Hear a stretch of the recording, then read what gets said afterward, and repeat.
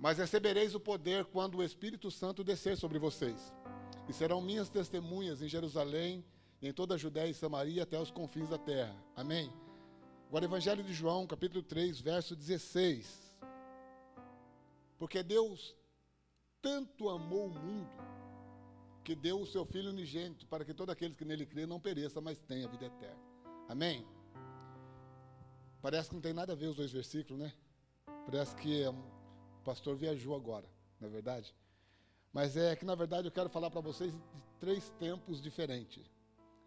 Que em cada tempo evidencia um da Trindade.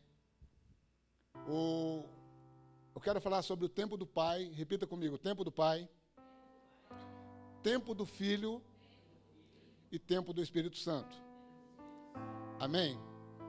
Quando você lê o João 3,16, ele nos remete ao tempo do Pai. E por que eu li esse texto? Porque na maioria dos estudos que você vai fazer, quando você busca, por exemplo, um estudo no Google, para falar a respeito de Deus no Antigo Testamento, ali você encontra, na maioria dos estudos, as pessoas até dizem isso. Você encontra um Deus vingativo, um Deus ruim, um Deus mau. Só que a Bíblia diz que esse Deus, o Criador do mundo, ele amou o mundo de tal maneira, assim, de uma forma extraordinária, que ele não poupou nem aquilo que ele tinha de mais precioso em troca do mundo, das pessoas, não é?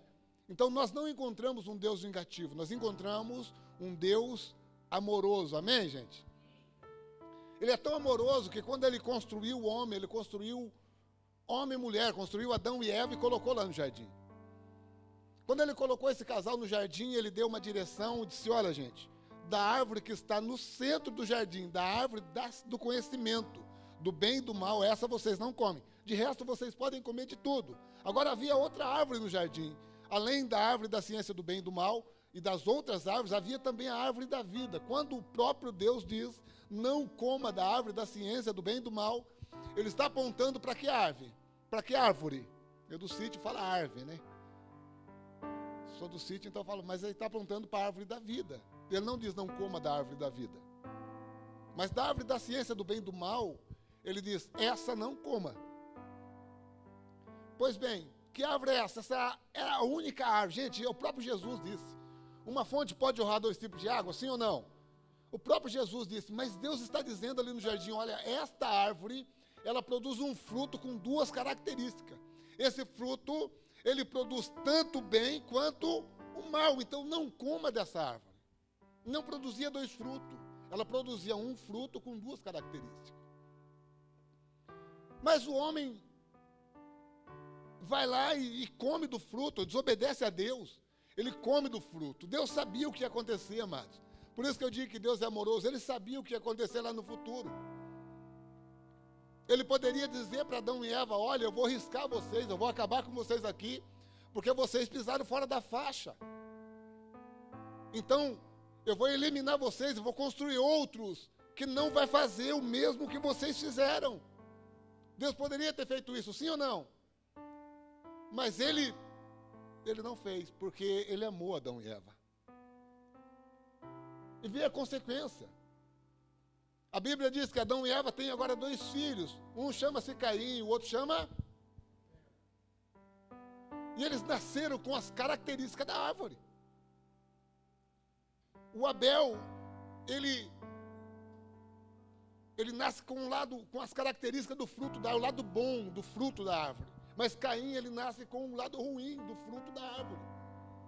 Deus sabia que isso ia acontecer. Deus poderia ter eliminado isso lá na raiz. Olha, Caim, olha, Adão, olha, Eva, eu vou eliminar vocês aqui, vou fazer outros, mas não, Deus amou. Deus amou Adão e Eva. Então ele não eliminou, ele permitiu que eles continuassem. Então quando nós vemos um Deus no Antigo Testamento, nós vemos um Deus que perdoa, um Deus que ama. Um pouquinho mais para frente, nós vemos homens construindo agora uma torre. A Torre de Babel. Eles tinham um projeto, eles queriam colocar o nome deles na história. Aqueles homens, quando eles idealizaram a construção da torre, o que estava no coração deles? Lá na frente, quando as pessoas olharem para mim, eles vão entender que eu consigo criar as mesmas coisas em que Deus consegue. Que eu consigo fazer as mesmas coisas em que Deus faz. Porque a ideia de tocar o céu, amados, com essa torre, jamais eles conseguiriam, não é verdade? Construir, atravessar o espaço sideral, jamais. Quando eu era criança, estava na escolinha bíblica dominical, que não faz tanto tempo assim, nós aprendemos isso, não sei o irmão Leonel, mas eu aprendi isso. A professora, sem conhecimento na época, mas ela dizia que a torre, de fato, ela estava chegando lá, onde Deus está.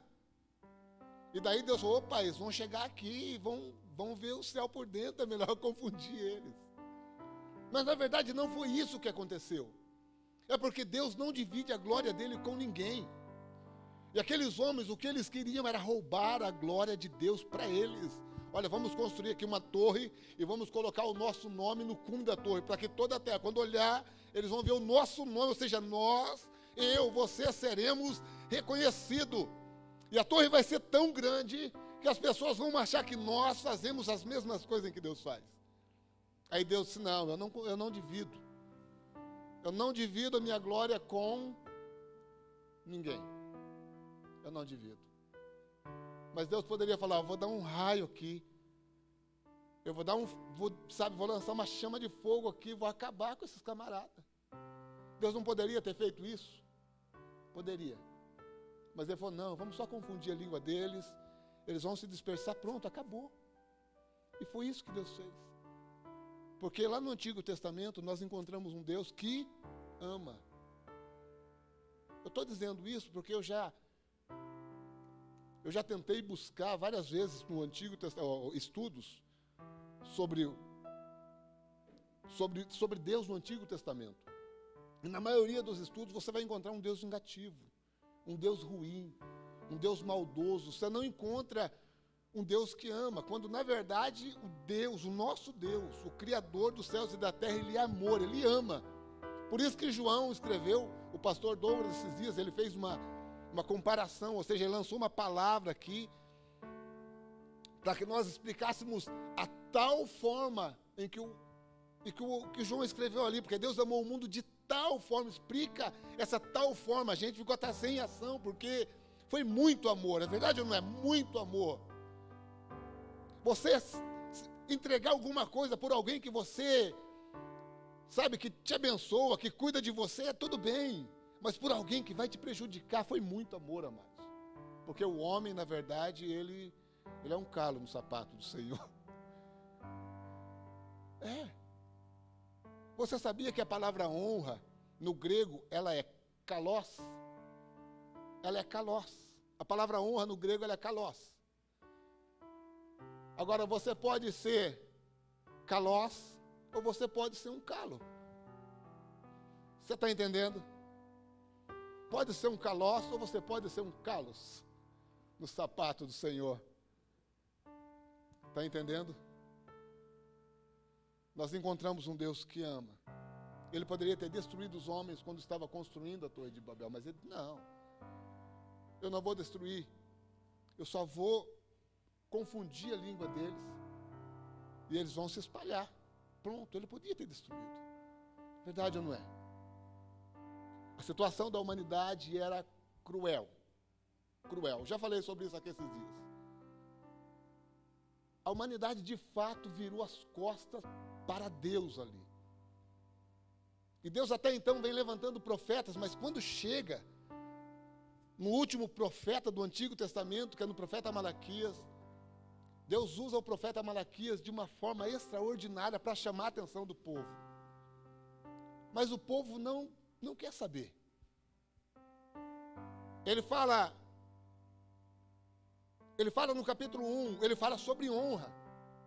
No capítulo 1, o profeta fala, Deus usando o profeta, ele fala sobre honra. Ele até fala sobre as ofertas agora que o povo estão fazendo no altar para honrar a Deus. Sabe como que eles começam a fazer a oferta ali? Ele pega o bezerro do vizinho, ele pega o cabrito do vizinho, ele pega o animal do vizinho e vai levar de oferta. Ou seja, ele não quer gastar o dele, ele quer dar a oferta do outro. Ele pega o doente, o coxo, aquele que não vai servir mais para nada, aquele que está condenado, aquele que está contaminado. Então, isso aqui não serve para vender, não serve para consumo, então eu vou levar de oferta. Olha a situação aonde chegou o povo. Agora, um pai, amados, nós estamos falando de um pai que é Deus. Um pai olhando do céu, ele poderia dizer o seguinte: olha, eu vou riscar essa raça ruim da face da terra. Porque é uma raça ruim, não é verdade? Gente, pensa numa raça ruim. Aí me faz até lembrar de quando o Davi, ele numera o povo, e Deus disse que não era para numerar. Então ele numera o povo, e Deus agora vem com um anjo da morte, né? Vem matando os primogênitos, tudo em Israel. E Davi diz: não, eu tenho que fazer uma oferta para que Deus cesse essa praga sobre Israel. E ele vai até o campo de Araúna. Ele vai até Araúna, e Araúna vê ele de longe, sai correndo e vai de encontro com Davi. E chega e diz: o que te traz aqui, meu senhor? Davi: olha, eu preciso comprar o seu campo e preciso comprar os seus bois. Ele diz: mas para que o senhor quer comprar o campo e os bois? Porque eu preciso fazer uma oferta. Aí Araúna disse: não, se é para o senhor não precisa comprar o campo. E também não precisa comprar os bois, eu te dou tudo. Davi, o Araúna falou para Davi. Mas Davi disse: não,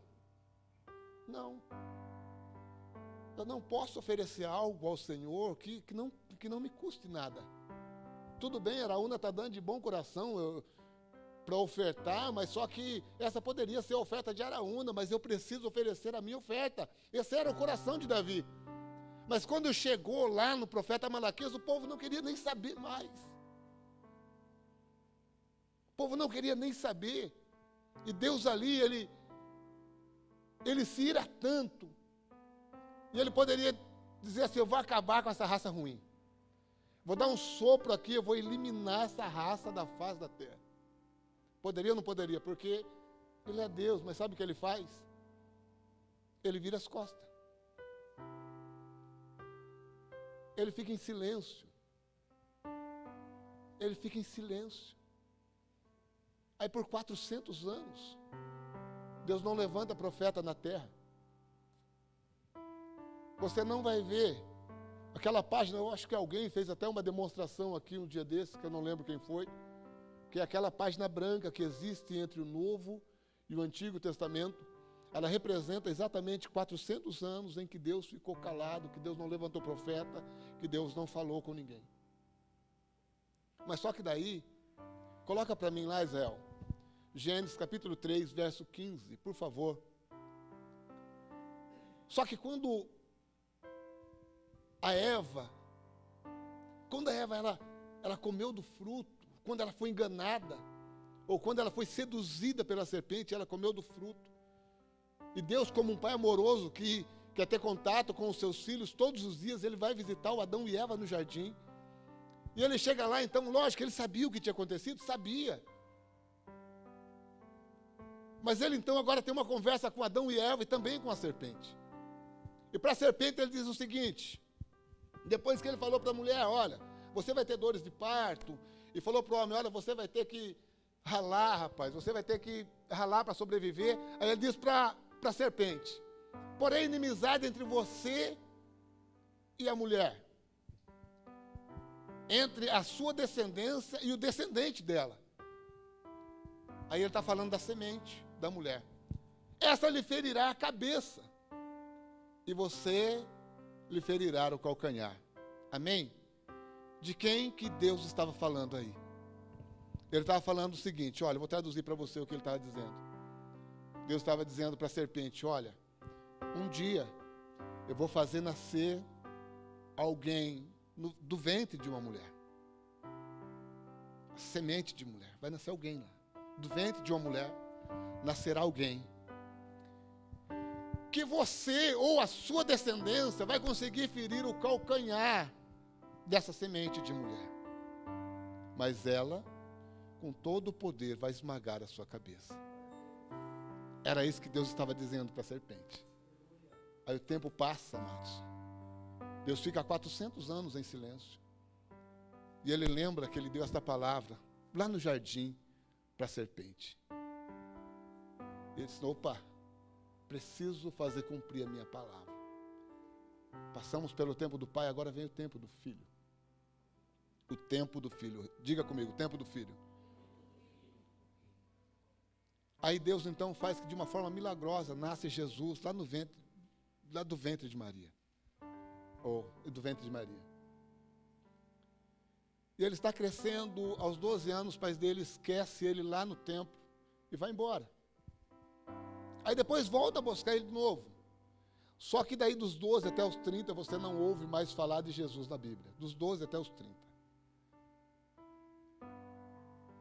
Não se ouve falar. Não tem passagem de Jesus com 18 anos, com 19 anos, com 20 anos, com 25 anos. Não tem. Você não vai encontrar. Que dos 12 até os 30 anos, ele desaparece da Bíblia. Mas ele reaparece com 30. Agora ele está formando os seus discípulos. Aí nós vemos que existe um grupo de pessoas que estão frustradas. Mas nós estamos começando o tempo do Pai. Existe um grupo de pessoas que estão frustradas. Por quê? Porque um casal de namorado que estava sonhando com o casamento, ele estava planejando o casamento. Mandaram convite para os vizinhos, para os amigos, para os parentes. Organizaram toda a festa. Mas existia algo que não podia faltar naquele casamento, porque representava alegria, era o vinho. E esse casal está todo feliz ali, porque depois do casamento eles vão passar a viver junto, mas de repente alguém vem com a notícia ruim. Olha, acabou o vinho. E o tempo dele, ou seja, o primeiro milagre está na Bíblia, amados, é esse. Agora, acredita-se que dos 12 aos 30 anos, Jesus evangelizou toda a terra na época. Acredita-se, viu? Acredito, porque teve discípulos que depois que eles se espalharam para evangelizar, e houve aldeias que eles chegaram que já haviam passado gente por lá, outras pessoas por lá. É tão certo isso? Bom, depois nós chegamos aí. Mas enfim, aí agora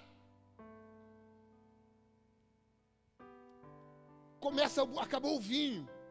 A mãe de Jesus chama as pessoas da festa e diz, olha, faça tudo o que ele mandar.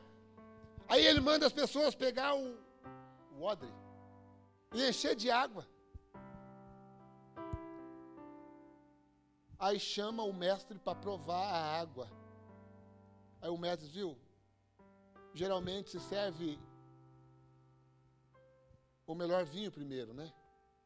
Porque quando as pessoas já estão embriagadas do vinho, então daí serve o inferior, mas no seu caso você guardou o melhor para o final.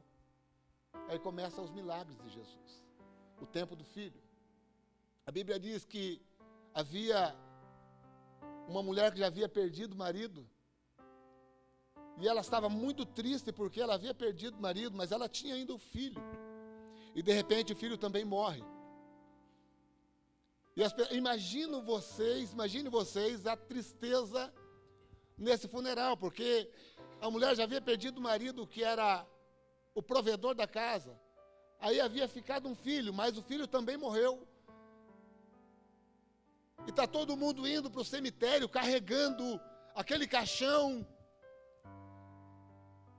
E de repente lá do outro lado vem Jesus, encontra aquela família chorando, aquela mulher chorando, aquelas pessoas, não sei se vocês sabem, mas naquela época se pagavam pessoas para chorar em velório.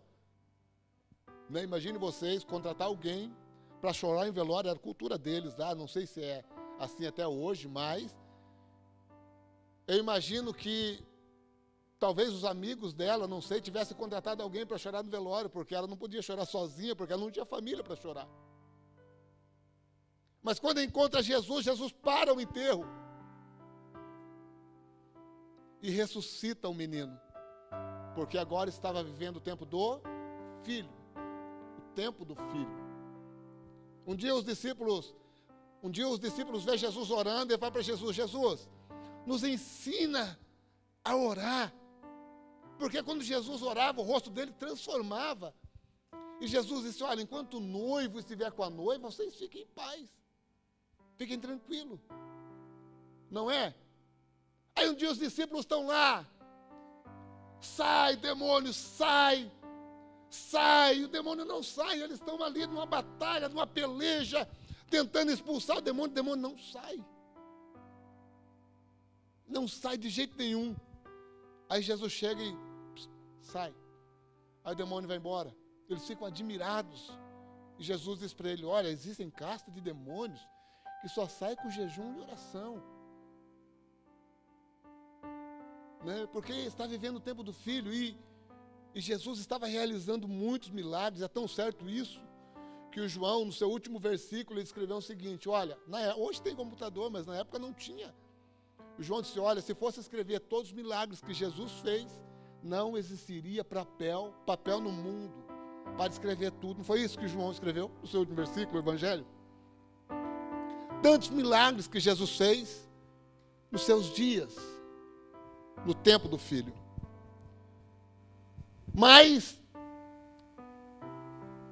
o tempo do Filho durou muito pouco, durou 33 anos. Crucificaram e mataram Jesus. Mas aí ele ressuscitou ao terceiro dia e ele lançou uma palavra profética, ou seja, ele dá uma direção para os discípulos. Ele disse: olha, fiquem em Jerusalém, até que do alto vocês sejam revestidos com o poder de Deus. E antes de subir ao céu, ele disse: olha, o versículo que nós lemos em Atos dos Apóstolos, capítulo 1, verso 8. Ele disse: olha, mas fiquem em Jerusalém, mas recebereis o poder ao descer sobre vocês o Espírito Santo, para ser as minhas testemunhas. Aí surge uma pergunta: pastor, se o Espírito Santo não tinha descido ainda, como que os profetas do Antigo Testamento, eles falavam e as coisas aconteciam? Será que os discípulos de Jesus, eles não tinham o Espírito Santo? Porque uma vez eles foram evangelizar, e eles entraram em uma cidade, e depois eles voltaram maravilhados e falaram para Jesus: Jesus, os demônios só de ouvir o teu nome, eles correm. Então será que os discípulos não tinham o Espírito Santo até esse dia? Eu vou explicar para você a diferença. Eu sei que você sabe, mas eu quero explicar para você.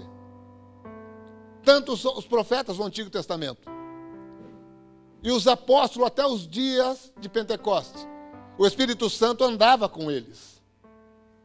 Entendeu? Andava com eles.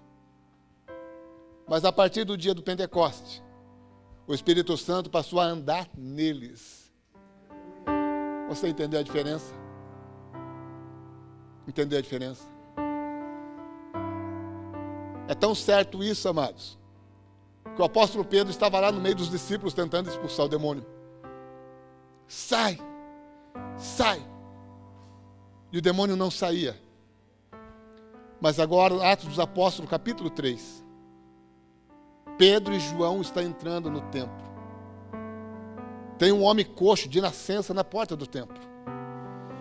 Ele olha para Pedro e diz: moço, me dá uma esmola. Pedro não tinha R$1 no bolso, mesmo porque naquela época não existia real. Mas ele disse assim para o aleijado: viu, eu não tenho ouro, eu não tenho prata, mas eu acabei de ser cheio do Espírito Santo. O que eu tenho, eu te dou, então levanta e vai para a tua casa. A pergunta que eu quero que você se faça nessa noite, porque a Bíblia diz que nós receberíamos o poder ao descer sobre nós o Espírito Santo. Agora, para que você quer poder?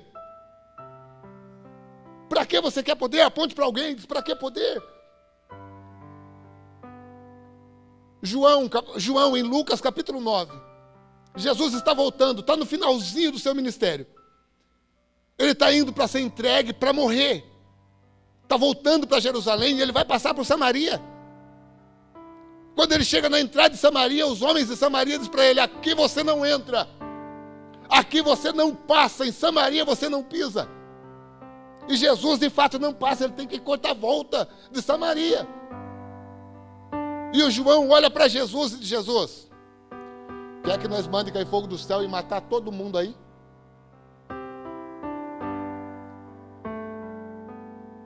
Sabe o que demonstra?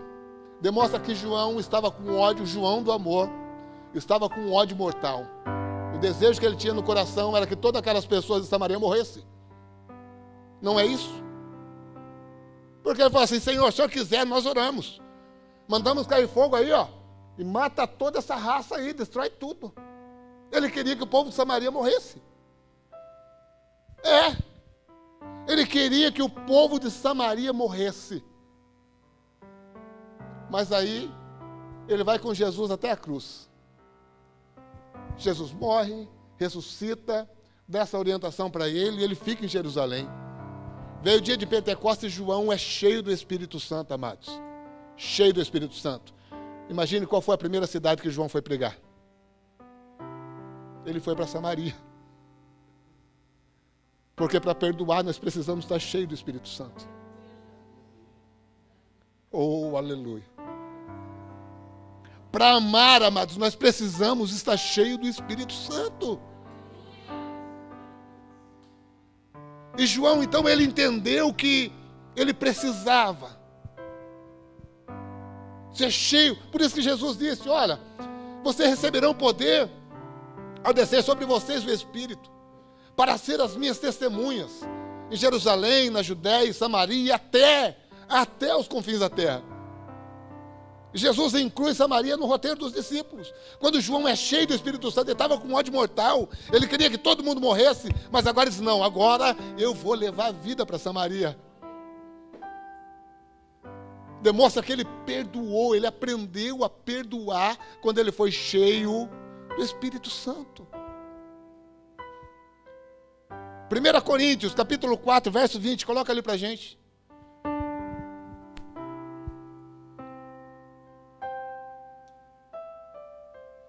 Louvado é o nome de Jesus.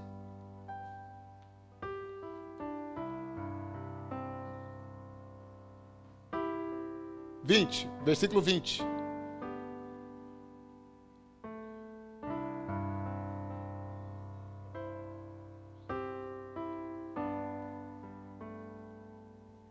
Preciso explicar alguma coisa. Mas o reino de Deus não consiste em palavras, mas de... Amados, quantas vezes você viu, quantas vezes você orou, ou quantas vezes você profetizou,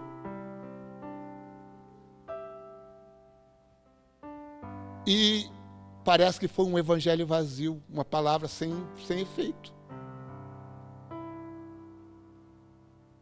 O apóstolo Paulo ali está dizendo: gente, nós não podemos pregar um evangelho só em palavras, mas também um evangelho poderoso. Um evangelho poderoso, um evangelho que vai entrar nas casas dos viciados. Para que você precisa de poder, amados? Para que nós precisamos estar cheios do Espírito Santo?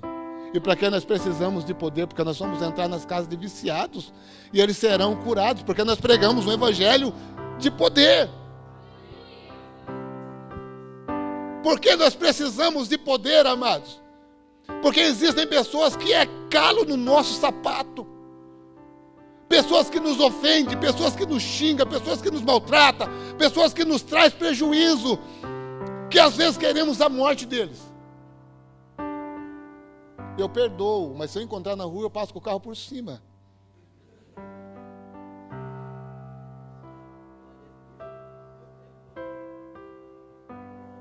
Você está entendendo? Mas recebereis o poder ao descer sobre vocês o Espírito. O João, ele estava com ódio morto. Gente, João amava tanto Jesus que quando o povo de Samaria falou: viu, Jesus não vai passar aqui, eu falei: o que esse povo está pensando que é? Eu quero que todos eles morram. Que morra, que morra. Mas depois ele vai levar vida. Ele aprende a amar. Porque nós não pregamos um evangelho só de palavras, amado. Eu estava num culto uma vez, esse eu posso falar, porque o homem é um homem de Deus mesmo, e ele disse assim, gente, pelo conhecimento que eu tenho, eu posso pregar aqui e fazer vocês tudo chorar só pelo conhecimento, mas não é isso que Deus quer. Deus não quer um evangelho de conhecimento, Deus quer um evangelho de poder, um evangelho que transforma. Um evangelho que transforma, amados. Um evangelho que muda a história, um evangelho que muda a vida. E é disso que nós precisamos, é disso que a igreja precisa nos últimos dias. E o mês de agosto vai ser um mês em que nós vamos nos encher. Nós vamos nos encher do Espírito. Sabe para quê? Porque se você estiver cheio do Espírito, você vai ter poder, autoridade para fazer, para realizar em nome de Jesus. Em nome de Jesus. O mendigo vai bater na porta da sua casa e vai dizer, viu, tem uma esmola, você viu, dinheiro eu não tenho. Mas faz o seguinte, está vendo aquela empresa ali, leva o seu currículo lá que você vai ser contratado hoje. Porque eu não sou dono da empresa, mas o meu pai é. E eu estou cheio dele, porque eu estou vivendo no tempo do Espírito Santo. Oh, aleluia! Está entendendo? O evangelho de poder, é isso que nós vamos viver, amados. Vai chegar pessoas aqui, ó, de cadeira de roda. E nós vamos lançar a palavra profética. E nós não vamos nem pôr a mão, porque não vai ser necessário. E é isso que nós estamos pregando, e é isso que nós queremos que você viva. Um evangelho com poder, um evangelho que vai transformar não só a sua vida, mas vai transformar a vida de outros. Está entendendo, amados? Quem sabe nós estamos aqui que nem João, andando do lado de Jesus, acompanhando Jesus em tudo. Mas se alguém pisar no nosso calo, meu Deus, que morra. Ó, Jesus, me perdoe, mas eu vou mandar matar. Mas Jesus está dizendo, olha, fica em Jerusalém. Permaneça em Jerusalém. Porque vocês vão ser cheios. E vocês vão receber poder para amar. Poder para, para fazer, para realizar. Poder para perdoar. Em nome de Jesus. Amém, gente? Às vezes nós andamos que nem os profetas do Antigo Testamento. Tem alguma coisa de errado? Não, mas é que a dispensação, o tempo era diferente. Nós queremos andar com o Espírito Santo. Nós queremos que o Espírito Santo ande conosco, não em nós. Só que nós estamos vivendo um tempo que o Espírito Santo não quer andar conosco, ele quer andar em nós. Sabe, ele quer que você de fato, ele quer que eu seja morada dele. E isso precisa se evidenciar. Tanto no tempo do Pai, quanto no tempo do Filho, os dois foram evidenciados pelos seus feitos. O Espírito Santo precisa ser evidenciado, amados. Mas ele só vai ser evidenciado através de nossa vida. Através de nós. E através de nós. É por isso que ele precisa morar em nós. É por isso que ele precisa estar em nós. Amém, gente?